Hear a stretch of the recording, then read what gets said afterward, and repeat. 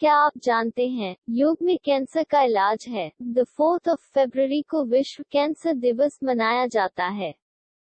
इस अवसर पर जागरूकता बढ़ाने के लिए अभियान चलाए जाते हैं और कैंसर के इलाज, उसकी रोकथाम और रिसर्च करने के लिए पैसा भी इकट्ठा किया जाता है। यहाँ सद्गुरु समझा रहे हैं कि यौगिक प्रणाली कैंसर को किस तरह से देखती है और इस रोग को दूर रखने के लिए क्या किया जा सकता है। कैंसर क्यों होता है? सद्गुरु कैंसर के बारे में जो कुछ लिखा जाता है, अगर आपने उसे पढ़ा है तो आपने ध्यान दिया होगा कि विशेषज्ञों की राय और धारणाएं बार बार बदलती रहती हैं, और कभी कभी तो वह नाटकीय ढंग से बदलती हैं। पर मूल रूप से शरीर शास्त्र, रसायन शास्त्र और आपके अस्तित्व के आधार में कोई बदलाव नहीं हुआ है। तो फिर ये धारणाएं क्यों बदलती हैं? इसका कारण ये है कि धारणाओं और चेतना के बीच बहुत लंबी दूरी है। चेतना धारणाओं से नहीं बनती, तो बाहर से पढ़कर क्या सही है और क्या गलत, इसके बारे में उलझन में पड़ने की बजाय अगर आप अपने शरीर को सुनने लगे और अपनी शारीरिक प्रणाली के बारे में ज्यादा गहरी समझ और अंतर्दृष्टि पाले, तो आप अपने शरीर को ज्यादा कुशलता से संभाल पाएंगे। हर एक के शरीर में कैंसरग्रस्त कोशिकाएं होती हैं, पर अगर ऐसी कोशिकाएं थोड़ी ही हैं तो वे आपके जीवन और स्वास्थ्य पर कोई प्रभाव नहीं डालती। हम यहाँ इसे प्रयोगात्मक नजरिए से देख रहे हैं, क्योंकि जो आप हैं वही सब कुछ है। अगर आप अंदर की ओर मुड़े तो जो कुछ भी जानना जरूरी है वो एक ही पल में जाना जा सकता है।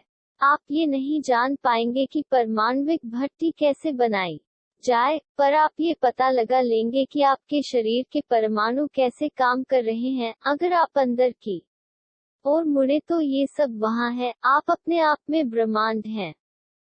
आज लाखों लोग हैं जो कैंसर की अलग अलग अवस्थाओं में हैं।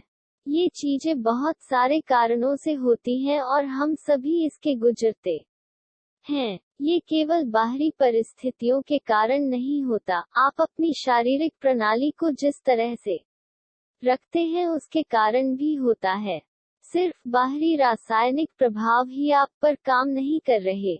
आपका शरीर सबसे बड़ा रासायनिक कारखाना है। अगर आप इस कारखाने को सही ढंग से नहीं संभालते, तो ये गलत तरह के रसायन बनाता है जो आप पर गलत असर डालते हैं। योग की दृष्टि में कैंसर योग में हम कैंसर को अलग अलग प्रकारों में नहीं देखते।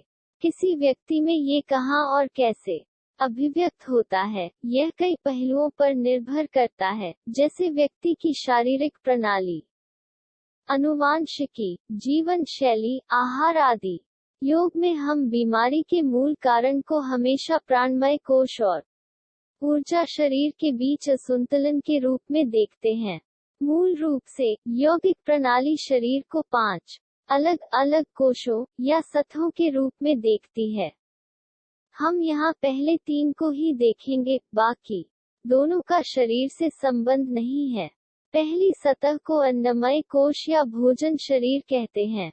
हम जो भोजन लेते हैं वही ये शरीर बन गया है कि नहीं? अगर आप कुछ न खाएं तो ये शरीर धीरे धीरे खत्म हो जाएगा। इसीलिए भौतिक शरीर को भोजन शरीर कहते हैं।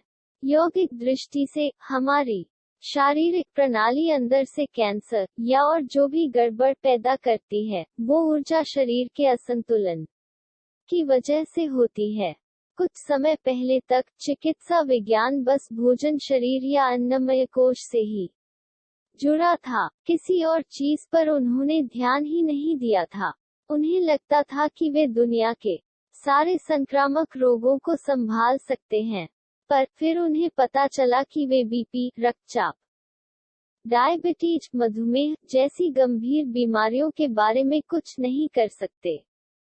इसकी वजह यही है कि वे बस भोजन शरीर की ओर ही ध्यान देते हैं, जो एक बाहरी अभिव्यक्ति है। इसके अंदर होता है मनोमय कोश अर्थात मानसिक शरीर। अब चिकित्सा विज्ञान भी ये मानता है कि मनुष्य साइकोसोमा है, अर्थात जो कुछ भी मन में होता है वो स्वाभाविक रूप से शरीर में भी व्यक्त होता है। उदाहरण के लिए, अगर आपको मानसिक तनाव है तो आपका बीपी ऊंचा हो जाएगा। तो हमें अपने मानसिक शरीर को ठीक से संभालना होगा। ये मानसिक और भौतिक शरीर सिर्फ इसीलिए काम कर सकते हैं क्योंकि आपका एक ऊर्जा शरीर भी है। योग का काम मूल रूप से ऊर्जा शरीर अर्थात प्राणमय कोश के स्तर पर होता है। यौगिक दृष्टि से हमारी शारीरिक प्रणाली अंदर से कैंसर या और जो भी गड़बड़ पैदा करती है वो ऊर्जा शरीर के असंतुलन की वजह से होती है। हर किसी के शरीर में कैंसरग्रस्त कोशिकाएं होती हैं, पर अगर ऐसी कोशिकाएं थोड़ी ही हैं तो वे आपके जीवन और स्वास्थ्य पर कोई प्रभाव नहीं डालती। पर अगर आप ऊर्जा शरीर के अंदर कुछ खास परिस्थितियां बनाते हैं तो ये कैंसर कोशिकाएं अपने आप को संगठित कर लेती हैं और छिटपुट अपराधों से आगे बढ़कर योजनाबद्ध अपराधों तक पहुंच जाती हैं।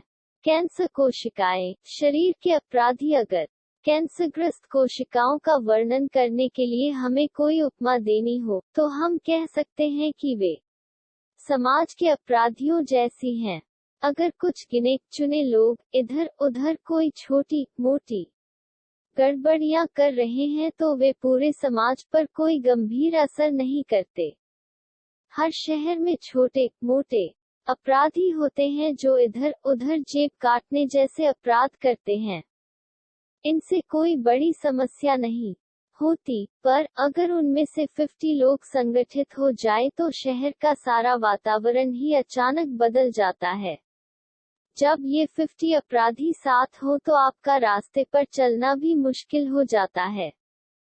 शरीर में भी यही सब होता है। अगर कुछ कैंसरग्रस्त कोशिकाएं अपने आप में इधर उधर घूमती हैं तो कोई समस्या नहीं है। जब वे एक जगह इकट्ठा हो जाती हैं और हमला करती हैं तो ये एक समस्या बन जाती है। अगर शरीर के कुछ खास हिस्सों में ऊर्जा का प्रवाह सही नहीं है तो कैंसरग्रस्त कोशिकाएं सामान्य रूप से ऐसे स्थानों को चुनती हैं जहां वे बढ़ सके और उस भाग को खराब कर सके। शुरुआत में कोई अपराधी किसी की जेब काट कर भी खुश रहता है। अगर 2 मिल जाए तो फिर वे किसी मकान में चोरी करने का सपना देखने लगते हैं। अगर 5 इकट्ठा हो जाए तो बैंक में डकैती करना चाहते हैं। अगर कानून लागू करने वाला प्रशासन जागरूक और सक्रिय है तो वो ये सुनिश्चित करेगा कि अपराधी बड़ी संख्या में इकट्ठा न हो और कोई बड़ी समस्या खड़ी न करे। शरीर के साथ भी यही बात है। इन खराब कोशिकाओं को इकट्ठा होने से पहले ही खत्म कर देना चाहिए। आपकी जीवन शैली, आपका भोजन, आपका रवैया और बहुत सारे दूसरे कारणों से आपके प्राणमय शरीर में कुछ खाली जगहें बन जाती हैं जिससे ऊर्जा शरीर पर खराब असर पड़ता है। अगर शरीर के कुछ खास हिस्सों में ऊर्जा का प्रवाह सही नहीं है तो कैंसरग्रस्त कोशिकाएं सामान्य रूप से ऐसे स्थानों को चुनती हैं जहां वे बढ़ सके और उस भाग को खराब कर सके। अगर हम लंबे समय से चलने वाली गंभीर बीमारियों की बात करें तो उनका मूल कारण हमेशा ऊर्जा शरीर में होता है। जब ऊर्जा शरीर में गड़बड़ी होती है तो ये स्वाभाविक ढंग से शारीरिक और मनोवैज्ञानिक दोनों ही तरह से अभिव्यक्त होती है। उदाहरण के लिए, हम देखते हैं कि नियमित धूम्रपान करने वालों की श्वसन क्रिया कभी धूम्रपान न करने वालों की तुलना में बहुत अलग होती है। इस सीमित, रुकी सी, अटकती हुई सांस लेने की प्रक्रिया की वजह से ऐसे लोगों में शरीर के उन खास स्थानों में ऊर्जा का स्तर कम हो जाता है और उन स्थानों, गला, मुंह,